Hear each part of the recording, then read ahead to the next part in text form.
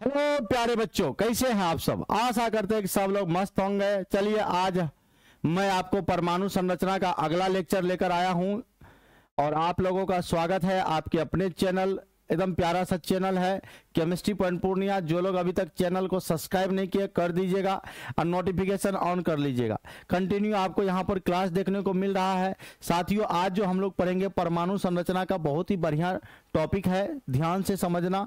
उसके बाद हम लोग आगे बढ़ते। देखिए, सबसे पहले आज हम लोग पढ़ेंगे नाभिक की खोज, यानी डिस्कवरी ऑफ न्यूक्लियस। तो आप लोग भी हेडिंग बना लो, नाभिक की खोज, यानी इंग्लिश में बोलेंगे डिस्कवरी ऑफ न्यूक्लियस, यानी डिस्कवरी ऑफ न्यूक्लियस यानी नाभिक की खोज, या इसी को आप कह सकते हैं रदरफोर्ड का, क्योंकि इसको देने वाले वैज्ञानिक यानी इस खोज करने वाले वैज्ञानिक का नाम था रदरफोर्ड। 1911 ईस्वी में ये खोजा था, इसीलिए इसको कहते हैं रदरफोर्ड का परमाणु मॉडल बोलिए, या रदरफोर्ड का अल्फा प्रकीर्णन सिद्धांत। यानी इस सिद्धांत में रदरफोर्ड ने ये जो सिद्धांत दिया था ये सन 1911 ईस्वी में दिया था। कब दिया था? 1911 ईस्वी में। और इन्होंने इसमें क्या क्या किया, इन बातों को पहले समझते हैं। रदरफोर्ड साहब ने क्या लिए? एक सोना का पतला पत्थर लिए। ये सोना है, सोना एक धातु है। सोना का पतला पत्थर लिए और जिसकी मोटाई जो है ना, यानी थिकनेस जो है ना, मोटाई 10 का पावर -2 मतलब कि सेंटीमीटर था। और याद रखिएगा, इसके चारों ओर क्या कर दिए? जिंक सल्फाइड से लेपित, यानी लेप दिए, कोटेड कर दिए, जिंक सल्फाइड से कोटेड कर दिया गया। अब पहली बात तो पूछेगा कि रदरफोर्ड ने अपना परमाणु मॉडल जो है दिया तो कौन सा धातु का प्रयोग किया? तो सोना धातु लिया। अब इस पर अल्फा कण का प्रहार किया। अल्फा कण, आप अल्फा पार्टिकल से क्या किया? इस पर बम्बार्डमेंट कराया। अब कैसे कराया पहले जान लीजिए। अल्फा कण होता क्या है? ये जो अल्फा पार्टिकल होता है, अल्फा पार्टिकल ये हीलियम आयन का बना होता है। हीलियम जल्दी इलेक्ट्रॉन को देता नहीं है, लॉस नहीं करता है। तो हीलियम जब 2 इलेक्ट्रॉन को लॉस कर देगा तो He2+ बन जाएगा। यही हीलियम आयन को अल्फा कण कहते हैं। याद रखिएगा, हीलियम आयन को कौन कण कहते हैं? अल्फा कण कहते हैं। तो हीलियम आयन यानी अल्फा कण पर आवेश जो होगा, यानी चार्ज जो होगा वो होगा +2। चार्ज कितना होगा भैया? +2 होगा। और इसका जो परमाणु संख्या तो आपको पता है, परमाणु संख्या हो जाएगा 2। अब परमाणु द्रव्यमान जो होगा, परमाणु द्रव्यमान होगा 4। तो कभी कभी एग्जाम में आपको अल्फा कण का E/m यानी चार्ज बाय मास का रेशियो पूछता है। तो चार्ज होगा +2 और मास होगा 4, तो 2 का 2, 2 दूने 4, यानी आपका होगा 1:2। ये भी एक बार जेईई मेंस में क्वेश्चन पूछ लिया गया था कि अल्फा कण का जो है बताइए E/m यानी आवेश और द्रव्यमान का अनुपात कितना होता है? तो 1:2 होता है। अब रदरफोर्ड साहब ने सोना का पतला पत्थर लिया और उस पर अल्फा कण का प्रहार किया। तो अल्फा कण का प्रहार किया तो देखिए क्या क्या सामने बात आई। ये हमारा सोना का पतला पत्थर है, बीच में इसका सेंटर है और इस पर हम लोग क्या किए? अल्फा कण से प्रहार करवाए। ये हमारा अल्फा कण से प्रहार करने के बाद अधिकांश अल्फा कण क्या हो गया? आर पार हो गया। अधिकांश अल्फा कण क्या हो गया? परमाणु के आर पार हो गया। अब आप ही बताओ कि जब अधिकांश अल्फा कण जो है आर पार हो जाएगा तो इससे आपको क्या सीख मिलेगा? क्योंकि ये पॉजिटिव चार्ज वाला है। जब हमने सोना के पतले पत्थर पर अल्फा कण का प्रहार किए तो देख रहे हो आप फिगर में कि अधिकांश अल्फा कण क्या हो गया? आर पार हो गया। अधिकांश अल्फा कण आर पार हो जाने का मतलब हुआ कि इधर ये खाली है। जैसे मान लो अगर हम तीर चलाए, तीर इस पार से उस पार हो गया, तो इस पार से उस पार हो जाने का मतलब क्या हुआ? कि बीच में कोई नहीं है रोकने वाला, तीर को इस पार से उस पार हो गया। वही काम है कि यहाँ अल्फा कण आर पार हो गया। इससे यह साबित होता है कि परमाणु जो है, ये जो सोना का परमाणु है, उसका अधिकांश भाग क्या होता है? खाली होता है। पहला बात ये याद रखिएगा कि अधिकांश अल्फा कण परमाणु के आर पार हो गया। इससे यह साबित होता है कि परमाणु का अधिकांश भाग क्या होता है? खाली होता है। क्या होता है? खाली होता है। अब कुछ अल्फा कण जो है, याद रखिएगा, परमाणु का जो ये सेंटर है, केंद्र है, उसके नजदीक से गुजर रहा था, कुछ एंगल पर मुड़ गया ऐसे। कुछ एंगल पर मुड़ गया। क्यों मुड़ा भाई? क्योंकि आपको पता है प्लस प्लस में जो है क्या होता है, विकर्षण होता है, रिपल्सन होता है।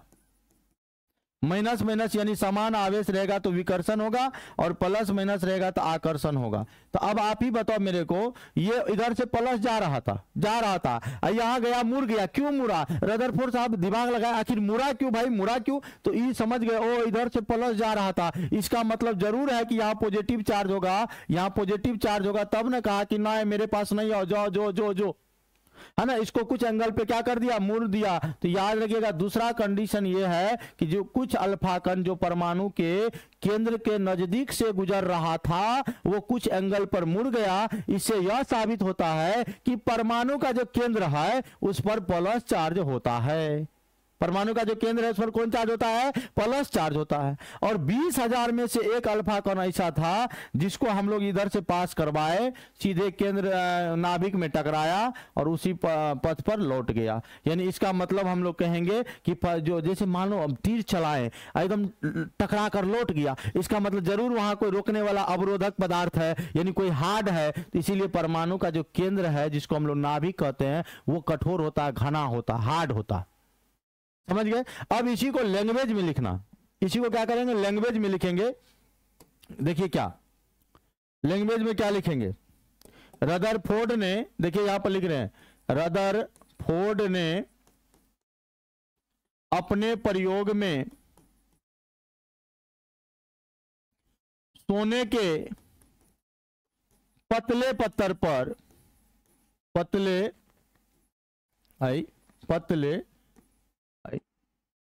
सोने के पतले पत्थर पर अल्फा कण का प्रहार किया तो निम्न प्रेक्षण, ऑब्जर्वेशन, निम्न प्रेक्षण प्राप्त हुआ। निम्न प्रेक्षण क्या हुआ, प्राप्त हुआ। पहला बात, पहला प्रेक्षण क्या हुआ कि अधिकांश अल्फा कण परमाणु के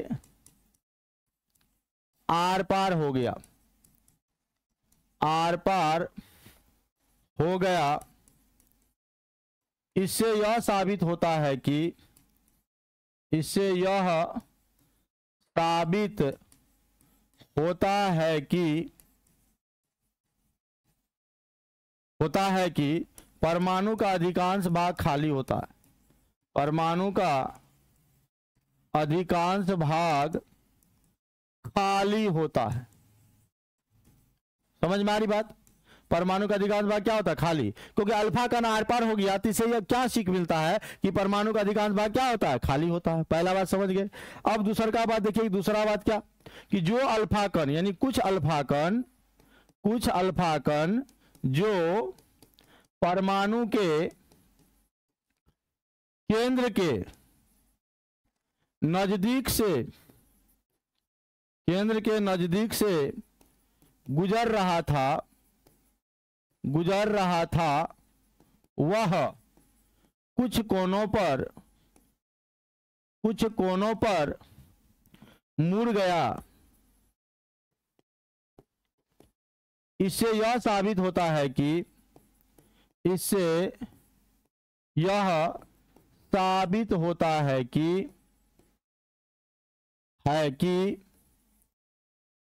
परमाणु का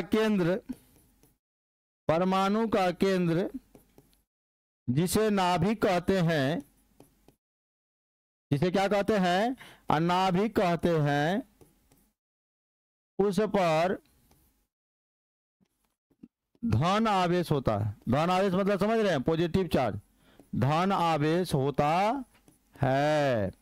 अब तीसरा बात क्या लिखेंगे, 20,000 में से एक अल्फा कण ऐसा था कि जो परमाणु के केंद्र से टकराकर उसी पथ पर लौट गया।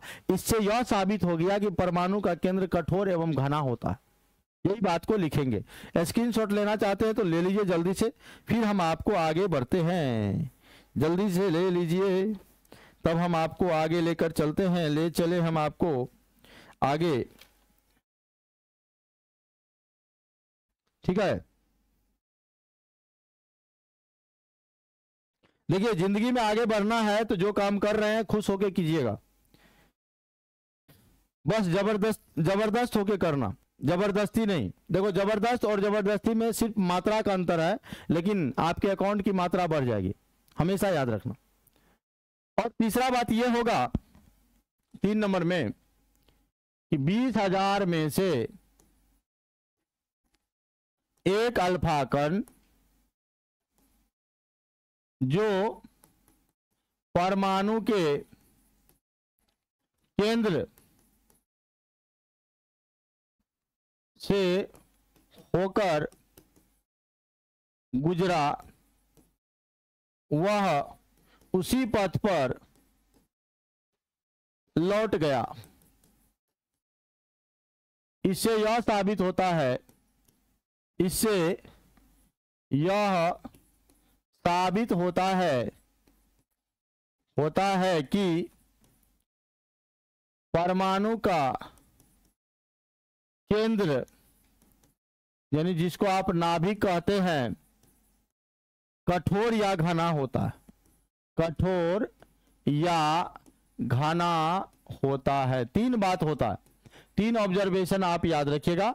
यानी रदरफोर्ड के परमाणु मॉडल में, अर्थात रदरफोर्ड के अल्फा स्कैटरिंग में, रदरफोर्ड का जो परमाणु मॉडल है, रदरफोर्ड का अल्फा परिकीर्णन सिद्धांत है, यानी अर्थात हम कह सकते हैं नाभिक की खोज उन्होंने 1911 में इस बात को बोला था, इसका नियम का प्रतिपादन किया था।